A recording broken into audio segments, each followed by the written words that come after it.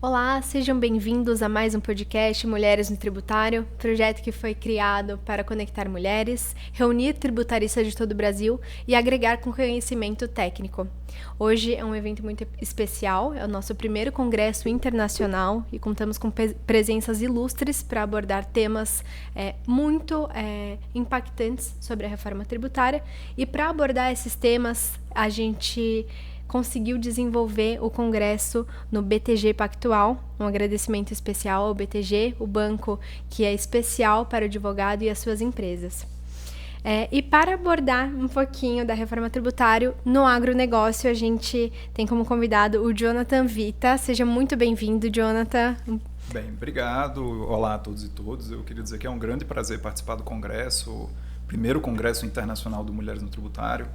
Essa iniciativa que, enfim, eu venho acompanhando desde a gênese quase do Mulheres no Tributário, né? Com a Carolina, com a Francine, com todas as que fazem esse grande movimento feminino que, de fato, vem ocupando um espaço muito importante dentro do direito tributário e da sociedade brasileira.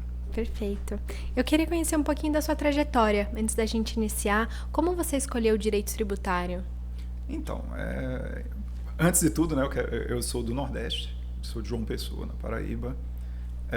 Eu fiz Direito na Federal, mas no ano seguinte eu já fiz vestibular novamente na Federal para Contabilidade. Então, meio que quando eu entrei no Direito, eu pensei, qual direito talvez não tenha muito a ver com pessoas e tenha mais a ver com números, com estruturas econômicas. E aí o Direito Tributário, acho que foi uma escolha mútua, digamos assim, entre aquilo que eu imaginava e o direito tributário, e seguir esse caminho, depois passando pela especialização no IBET do professor Paulo Barros Carvalho, vim para São Paulo fazer o mestrado na PUC, depois fui para a Itália, fiz um segundo mestrado na Bocconi, em Milão, voltei para o Brasil, fiz o doutorado com o professor Paulo e tenho continuado assim, com essa trajetória que mistura a academia, as relações institucionais e a advocacia.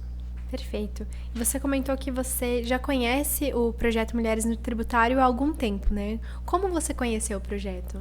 Então, eu me lembro, uma das passagens que eu me lembro assim mais antigas foi na homenagem à ministra e professora Regina Helena Costa, em Brasília, e esse grande movimento que é o de impulsionar as mulheres no tributário, mas com abertura, com uma característica não segregacionista, mas uma característica de agregar mesmo, fazer networking e abrir as portas para que as mulheres também ocupem esses espaços. Perfeito. E você falou da não segregação, né? Realmente o intuito do projeto é esse, tanto que hoje o Congresso você vê que está bem equilibrado e temos pautas que muitos homens trouxeram visões diferentes, né? O professor Edivaldo Brito também trouxe um ponto que ele falou que as mulheres são mais detalhistas, mas eu acho que a visão dos homens também é muito mais prática, né? De acordo com algumas posições. E aí você trouxe aqui nessa mesa que vem a seguir a reforma tributária no agronegócio, né? Que é um ponto muito forte no Brasil. Eu queria saber o que você trouxe dentro dessa mesa? Então, o agronegócio foi um dos setores que sofreu uma grande ruptura, né, com toda a reforma tributária do consumo, porque a gente tinha um regime com muitas isenções, um regime com várias situações de diferimento, várias situações de crédito presumido, e a gente passa agora para um momento em que, primeiro, as pessoas vão começar a saber qual é a sua carga tributária, porque ninguém sabe qual é a carga tributária. Uhum. Mesmo aquele produtor rural, pessoa física, que com faturamento reduzido, ele não sabia qual era a carga tributária. Agora a gente vai começar a ter um dimensionamento real de quanto ele paga de tributos e ele vai começar a ter de tomar decisões.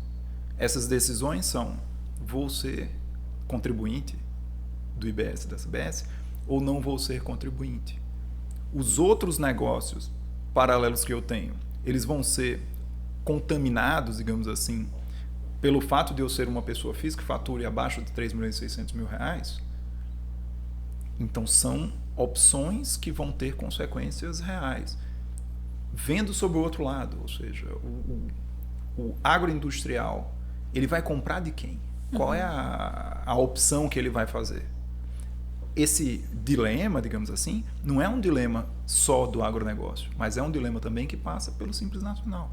Quem vai optar pelo Simples Nacional na sua feição tradicional ou quem vai optar pela feição com a apuração separada do IBS e da CBS? Então, vejam que esses dilemas pegam o pequeno empresário, mas pegam também toda aquela cadeia de produção rural que tem um tratamento tributário privilegiado, que foi mantido de uma maneira mais transparente, mas ainda é um cenário de muita incerteza. E assim, é uma área que não foi tão abordada, né, de forma efetiva, mas que é muito importante porque ela impacta diretamente no nosso país, né? Porque é muito forte esse setor. Além de ter uma participação no PIB alta e, mais ainda, na balança comercial brasileira das exportações mais alta ainda, o agronegócio impacta a vida de todos, né? Porque todo mundo tem de comer, todo mundo bebe a água, todo mundo, enfim. Isso é o mínimo para a subsistência humana. E o regime desenhado é um regime que ainda tem algumas incertezas. E essas incertezas vão ser resolvidas com debates como nesse congresso, nesse primeiro Congresso Internacional de Mulheres no Tributário, onde pessoas especialistas na área podem dialogar e começar a entender qual horizonte a gente vai ter. Porque todos vocês sabem, que estão nos escutando aqui no podcast, que a gente tem um período de transição longo, né, do ponto de vista do direito tributário, ou seja, até 2033, ainda que com aquele faseamento que começam alíquotas teste, depois começam alíquotas efetivas, mas a gente vai ter um cenário, ainda tem um cenário de dúvidas e incertezas até que surja também a regulamentação. Perfeito. E nesse período, né, prolongado que a gente ainda está estabelecendo essas novas alíquotas, a gente é período de reflexão, né? Então, aí a importância desse congresso e de trazer opiniões divergentes para a gente realmente refletir e levar isso, né, de forma efetiva para trazer os pontos de atenção. Falar, não, peraí, isso aqui pode surgir um problema, então como que a gente pode prevenir isso para depois não ter que sofrer as consequências, né? Eu acho que o papel do advogado, o papel dos congressos, de forma geral, o papel da doutrina, é de fazer questões. Quanto mais questões você tem a respeito de uma determinada matéria, melhor vai ser a interpretação daquele texto legal. Quanto maior a intersecção entre teoria e prática, maior a possibilidade de a gente, de maneira preventiva, antever aqueles que vão ser os problemas práticos. E como eu disse, a gente tem um mercado que ainda é um mercado, pode-se dizer, com muitas pessoas físicas, com muitas pessoas que têm essa produção rural ou a atividade rural durante muito tempo e que não tem um grau de formalização, nem um grau de instrução dos seus assessores jurídicos muito grande. E a gente está passando por esse momento de passagem de gerações, por um momento de industrialização da produção agrícola em uma maneira mais ampla. Então, veja, antigamente você tinha o sujeito que era um motorista do trator. Hoje você tem um trator que ele pode fazer, digamos assim, o arado inteiro. De forma massiva, né? E de forma remota, né? E autônoma.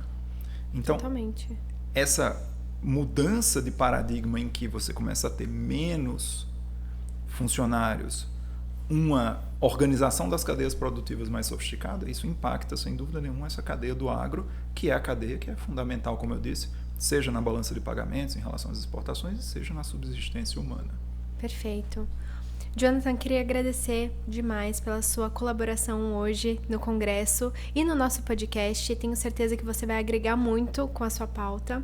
E agradecer por participar do projeto, efetivamente. Então, muito obrigada por hoje. Bem, obrigado a todos e todas. Espero que vocês aí sejam estimulados por essas provocações a não só continuar participando do Congresso, né, mas também abrir fóruns de diálogo tão qualificado quanto esse do Mulheres no Tributário.